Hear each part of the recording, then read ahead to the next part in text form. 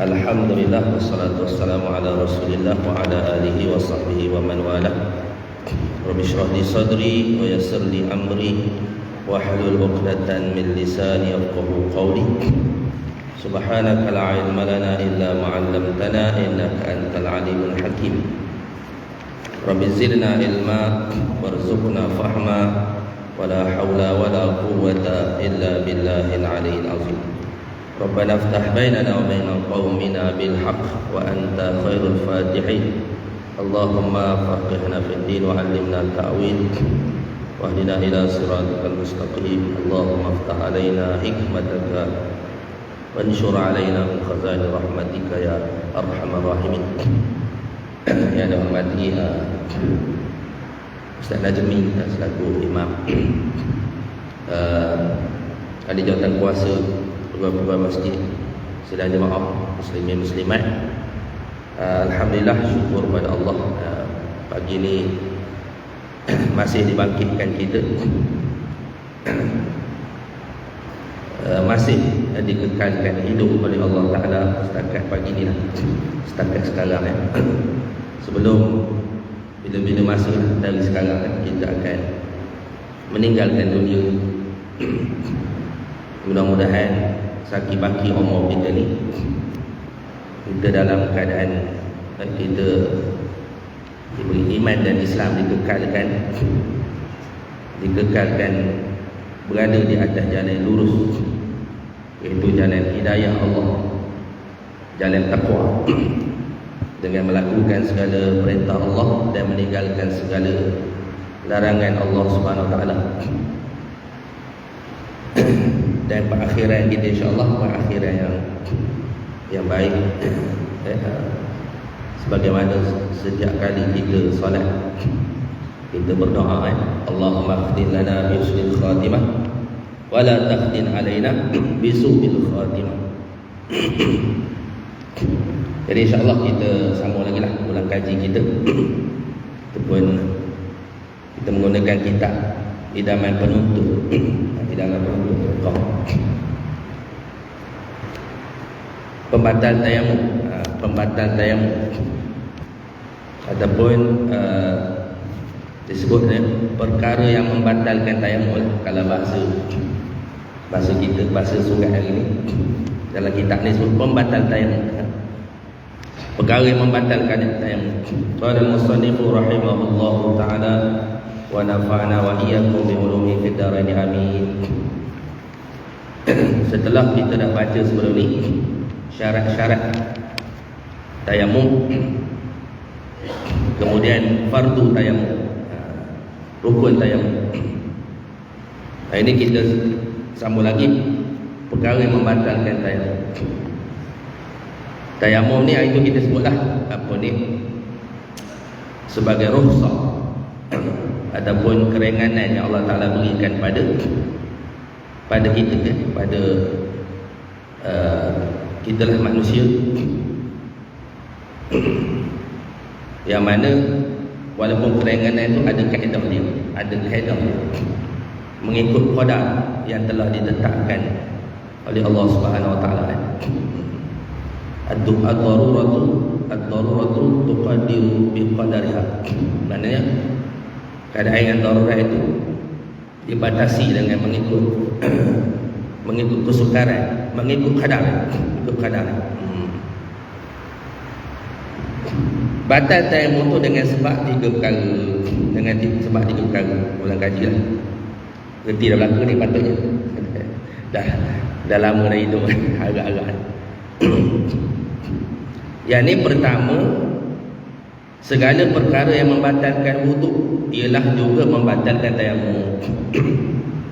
Segala perkara yang membatalkan wuduk itu juga membatalkan tayamum. Kena tengok balik lah perkara yang membatalkan wuduk itu. Kitab kita ni menyebut ada 6 perkara itu kan. Kalau berlaku perkara itu maka batal wuduk, tayamum membatal. Pertama itu khurud Khuruju syai'in min as-sabilain. Keluar sesuatu dari dua jalan, kubul dan dubur. Tak kira apa-apa, keluar asal keluar je batal. Batal apa ni? Batal wudu, batal tayamum juga. Kemudian tidur. Tidur dalam keadaan tidak tetap punggung. Begitu. Tidur dalam keadaan tidak tetap punggung. Yang ketiga, hilang akal. Hilang akal. Ya, gila.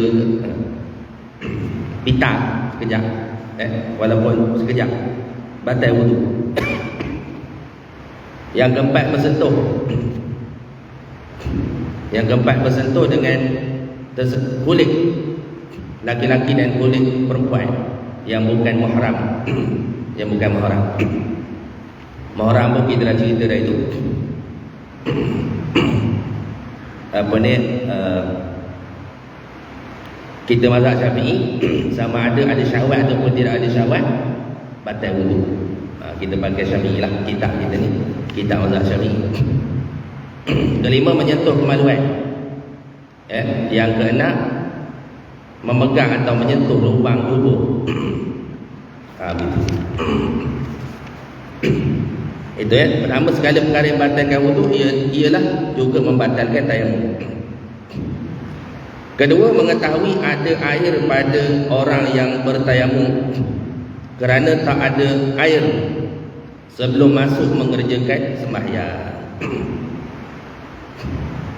Tahu sebelum masuk mengerjakan sembahyang. Apa maksud mula mengerjakan sembahyang? Bila mula mengerjakan sembahyang? Masuk waktu.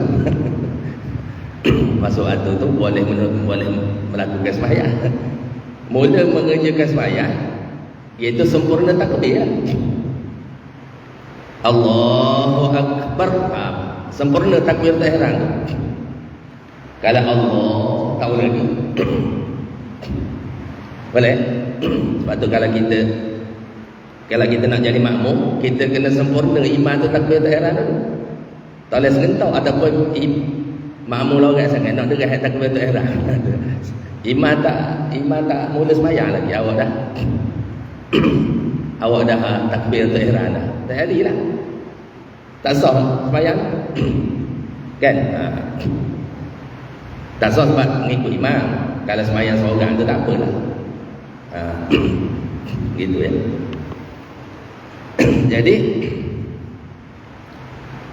Jadi apa ni, sebelum masuk mengerjakan sembahyang atau tengah-tengah menyebut Allahu Akbar, ataupun tengah-tengah menyebut Allahu Akbar, Allahu Akbar, tak ada ambil lagi. Orang pun bertempik, oi air ada dah, contohnya. Air dah ada dah. Pada syarat kita tayamum tu, kita kena cari air dulu. Cari air. Kita lama tu disebut sepadan sebelau ataupun 100 apa ni, meter je. Ada nyebut, saya dengar itu 180 meter. 180 meter kita cari air keliling, tak ada air. Maka ketika itu bolehlah kita bertayamum. Kalau tempat itu biasa tak ada air lah, kita ni banyak air, lebih-lebih air kan. Ni pula nak banjir pula sangat pahal lagi kan. Sekalipun air itu sedikit, cukup buat untuk seorang, sedang yang bertayamum itu ramai. Orang sebut ada air dah, ataupun ada dalam tengah padang pasir itu ada sekumpulan manusia datang. Jadi ini orang ni bawa air, mudah-mudahan. Jadi masa itu kita belum habis takbiratul ihram lagi. Maka ketika itu berhenti sembahyang, batal sembahyang. Kena tengok air. Walaupun air itu cukup untuk imam seorang. Allah, sikit je. Botol sedang ni ni boleh dah ambil wudu. Botol air mineral ni. Hak makmum tak cukup, habis air tuan-tuan. Jadi makmum tu kena tayamum balik lah. Makmum kena tayamum balik. Maknanya air tadi cukup qada untuk imam saja. Maka kena sembahyang balik lah. Tapi tadi tak habis lagi takbiratul ihram, dengar air berhenti. Dapatkan air dulu. Ataupun ada nampak macam air. Dia panggil apa ya? Pada kalau tengah panas tu gelombang kunang-kunang tu. Fata Morgana. Fata Morgana. Putih gelap Oasis nampak. Jadi kalau nampak tu maka diwaham kita tu air. Sangkaan kita tu. Nanti disebut sini. Jadi air tu sikit qada untuk cukup untuk imam. Makmum tak cukup dah. Jadi makmum kena sembahyang balik lah. Imam tadi ambil wudu, makmum tadi tayamum balik lah. Sedang yang bertayamum itu ramai tayamum tu. Air tu cukup sekadar seorang. Ada seorang, lain tu tayamum balik untuk sembahyang pula. Demikian juga waham ada air. Tadilah. Seperti dilihatnya ada pasukan pengembara datang menuju ke tempat ia berada. Atau dilihatnya kunang-kunang. Disangkanya air. Kunang-kunang tadi lah. Fata Morgana, kunang-kunang. Kan? Macam gelombang, ingat ada air. Gitu. Ini semuanya membatalkan tayamum. Adapun orang yang bertayamum kerana sakit dan seumpamanya tidak batal tayamumnya dengan melihat air.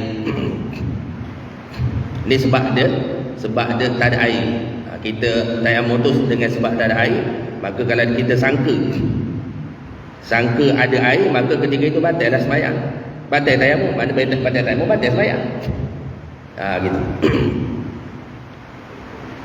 Waham ni bukan jaza. Waham ni maknanya bukan wah bagi dua. Wah bagi dua 50-50. Waham ni mana sangkaan sikit je. Kalau saya buat persen lah 25%. 25%. Waham ni maksudnya 25% yakin.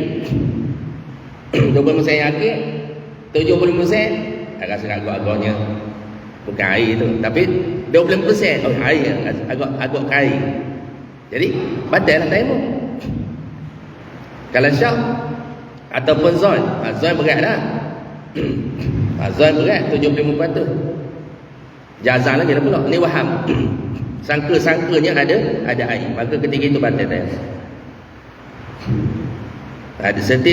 Seperti tadi dah dilihatnya pasukan pengembara datang, orang datang, ataupun menuju ke tempat ia berada, atau dilihatnya kunang-kunang yang disangkakan air. Ini semua membatalkan tayamum.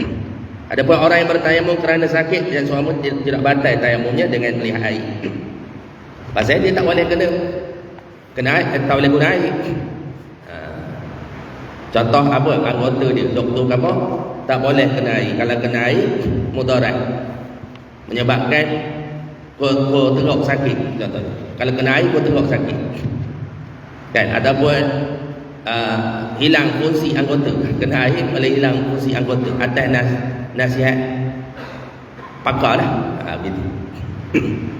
Ataupun dia sendiri doktor. Dia doktor, dia tahu apa ni tak boleh guna air. Maka tayamum tak batal lah. Ya.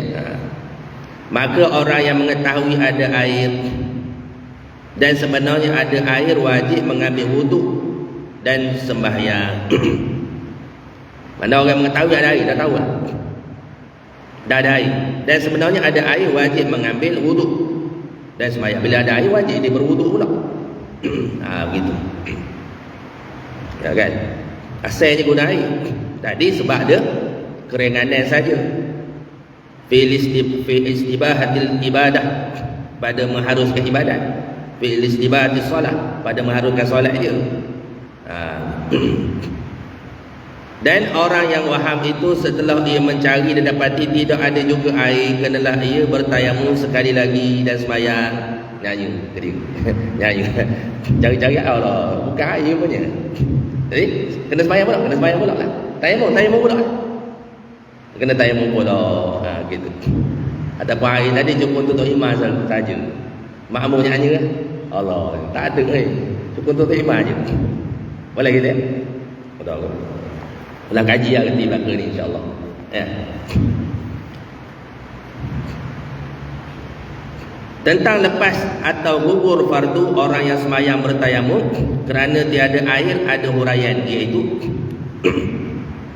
sama ada lepas atau gugur fardu orang yang semayang bertayamum kerana ia tiada air yang dihuraikan, ada huraiannya, iaitu maksudnya kena qada kedau. Kena qada kedau. Tapi semayang tetap kena semayang. Kan? Semayang tetap kena semayang. Sebab tu Islam ni dia mudah. Islam ni mudah kan? Tapi jangan bermudah-mudah.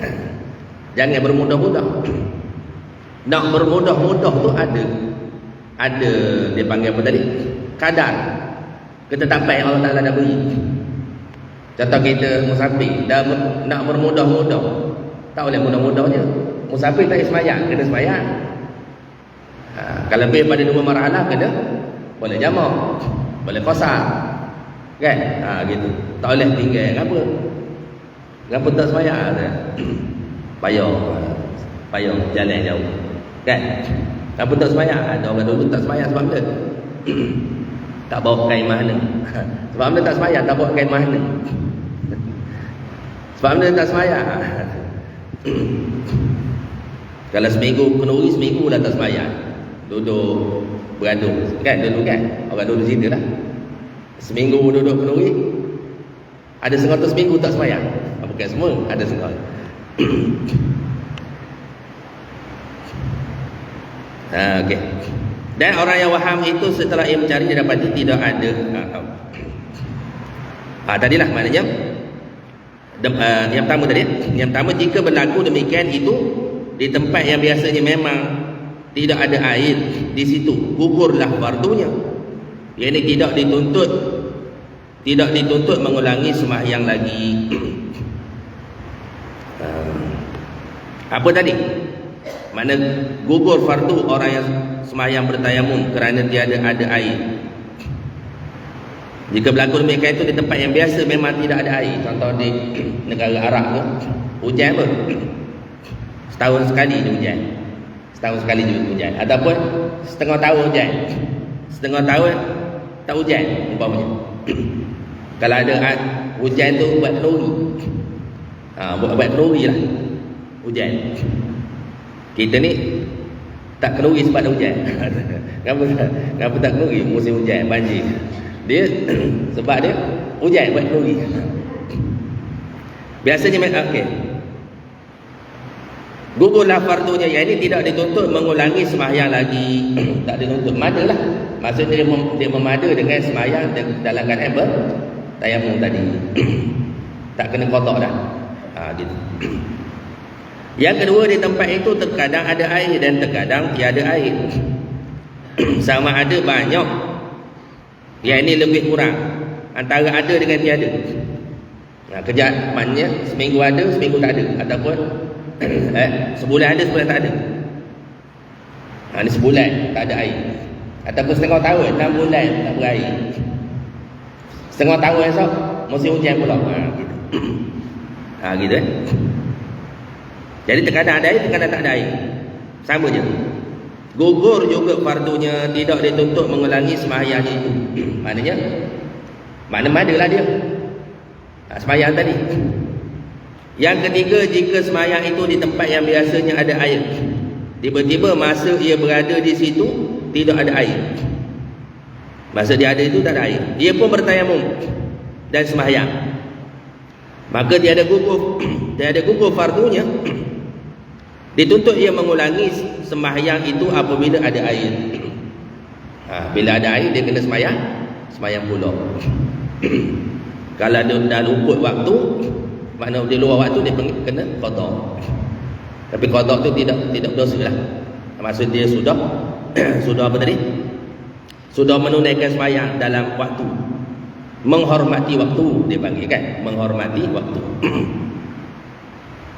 Tu ada kaedah. Ni kadang-kadang kita sehari nak mudah-mudah je. Menghormati waktu. Ada air tapi tak menghormati waktu, tak payah ada wudu. Jadi kena wudu juga. Bila tak dapat air barulah kita pakai tayamum. Tapi ni nak mudah-mudah je. Kan? Lagi boleh buat, lagi boleh usaha dapatkan air. ataupun keringanan tadi iaitu dengan tayamum. Gitu. Itu semua. Jika jadi tempat ini roliknya, kebiasaannya ada air. Dituntut ia mengulangi sembahyang itu apabila ada air, kerana sembahyangnya itu meraihkan atau menghormati waktu sahaja. Mana kena ulang balik. Tempat itu memang biasanya ada air. Kita kat Malaysia ni gitu kot.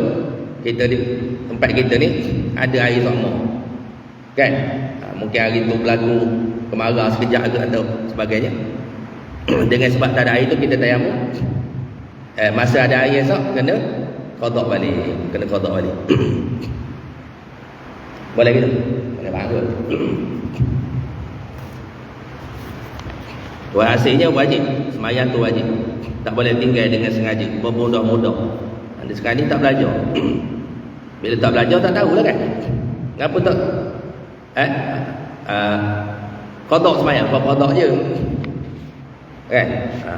Kalau orang dulu lagi pula kerja berat-berat, orang dulu tak tahulah, saya pun nak cakap orang juga. Orang dulu kan kerja kebun yang panas-panas tu. Bila budak-budak ataupun orang muda sikit tanya, "Mah kita sembahyang mah?" Kita qada je lah. Dia qada je. Maksudnya bila balik kan, lepas maghrib kan dia qada berlaku. Qada zuhur, qada asar. Qada zuhur, qada asar. Dia gabung ke belakang 3 waktu. Zuhur, asar. Tak tahulah betul ke tak, orang dulu lah. Kan? Sedangkan sembahyang tetap kena sembahyang. Itu yang cerita iman tua itu kan. Iman tua yang pergi ziarah ke hospital. Jumpa-jumpa dia kata seminggu dah duduk hospital. Apa ni, jemuh dia. Tengok orang kulu kiling, tengok misi kulu kiling, sembahyang pun tak boleh. Terkejut bila kabur, sembahyang pun tak boleh. Mana seminggu dah tak sembahyang. Iman tua tu. Makmum tua entah lah. Iman tua seminggu tak sembahyang. Sedangkan ada keringanan kan, boleh tayamum, boleh apa. Gitu. Ada kita sikit lagi boleh. Tayamum kerana sakit. Tadi kerana tidak ada air. Kemudian tayamum kerana sakit. Orang yang sakit badan, jadi orang yang sakit tiada boleh kena air menurut kata doktor. Tak boleh kena air menurut kata doktor. Doktor kamu tak boleh. Atau dia sendiri tahu ilmu kedoktoran, ataupun dia sendiri tu doktor, dia tahu kalau kena air mudarat. Jika kena air, nescaya mudarat badannya atau anggotanya. Haram atasnya menggunakan air. Masa tu haram hukumnya gunakan air. Kan? Doktor kamu tanya bidan ni kan, fasalu ala zikri. Apa dia tanya orang dalam bidan itu, dia kata tak boleh kena air. Kalau kena air mudarat. Tiba-tiba kita kena nak guna air lagi, maka ketika itu hukumnya haram. Kan? Wala tulqu bi aidikum ila tahlukah. Janganlah kamu mencampakkan diri kamu ke lembah kebinasaan. Macam kan? Tak boleh. Doktor kamu tak boleh, tak boleh. Haram adanya menggunakan air, bahkan wajib yang bertayamum. Ketika itu wajib pula dia bertayamum. Sekiranya ia ada hadas besar dan hendak sembahyang, kenalah dia buat 2 kali tayamum. Satu untuk mandi hadas dan satu untuk ganti pada wudu. Demikian sahlah sembahyangnya, tiada kena qada. Ada bukan isu tak ada air tadi. Isunya sebab anggota dia tak boleh kena air. Jadi kalau dia keadaan macam mana? Kalau dia berhadas besar, dia tayamum sekali untuk mengangkat hadas besar. Tak terangkat sebenarnya, dia mengharuskan sembahyangnya. Mengharuskan, mana dibolehkan ketika itu. Kemudian hadas kecil, iaitu wudu. Dua kali. Dua fardu. Maknanya satu fardu, satu tayamum. Dan berbilang-bilang sunat. Kan? Maknanya satu fardu berbilang-bilang sunat. Ini dua fardu kan?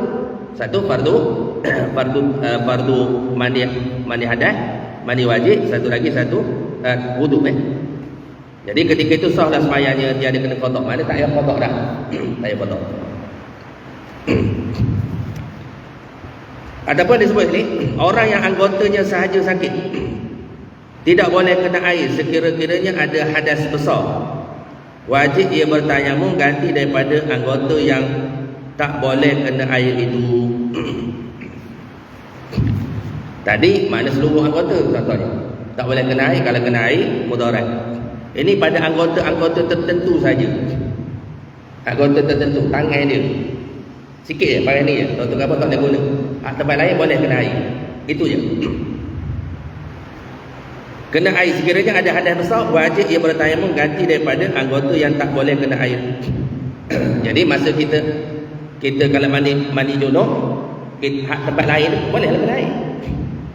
Kita kena ratakan air tempat lain. Tapi pada tangan tadi ganti dengan tayamum. Dan tahap tak boleh kena air tadi, kita ganti pula dengan tayamum. Gunakan tayamum maknanya muka lah. Kita sebut itu kan, mana muka dan tangan. Bukan sapu tanah kata itu. Bukan. Tayamum ni mesti dia komplit dia punya kaedah. Kemudian dia tidak tertib macam wudu. Wudu lain.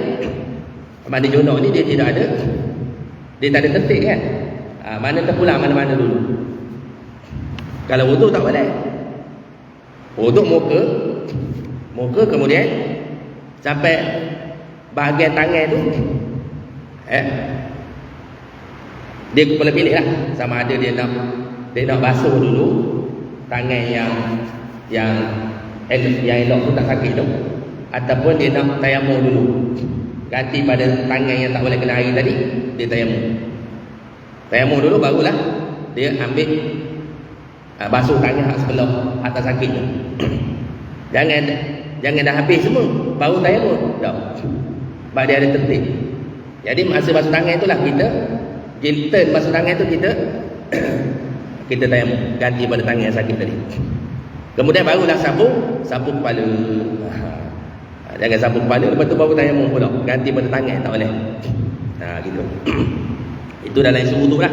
Adapun isu mandi junub, dia boleh je. Pada lepas dia mandi tu dia boleh gantikan anggota yang tak kena air tadi dengan tayamum. Lepas itu wajib ia membasuh anggota yang baik, yakni yang tak sakit itu, dan boleh basuh dahulu kemudian bertayamum, yakni dia ada disyaratkan tertib pada hadas besar. Tadilah jelas. Pada hadas besar dia tidak ada tertib. Boleh kita? Kemudian bila hendak sembahyang wajib basuh anggota wudu yang baik dahulu. Lepas itu bertayamum ikut tertib anggota wudu. Tetapi tidak wajib tertib antara basuh dengan tayamum pada satu anggota. Umpamanya sakit pada tangan kiri, wajib basuh muka dahulu. Lepas itu boleh pilih basuh tangan kanan dan tayamum ganti daripada tangan kiri, atau tayamum dahulu kemudian basuh tangan kanan, kerana kedua-dua tangan itu seperti anggota yang satu. Demikianlah dikiaskan. Faham tak? Faham tu. Tadi lah yang kita sebut tadi. Mana anggota itu, mana terpulang lah. Mana kalau apa ni, tangan tadi kan, terpulang kita nak mula nak tayamum dulu ke, ataupun kita nak basuh tangan yang sihat, yang elok. Kaki kita juga boleh kita lepas wajib lah. Telinga sunat je. Lepas kat wajib boleh kita pakai itulah insyaAllah.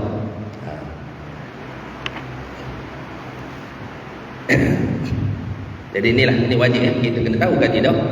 Kalau kita tak faham Tak faham ni sembahyang wudu tak tidak lepas kita untuk solat, sedangkan solat tu wajib kan.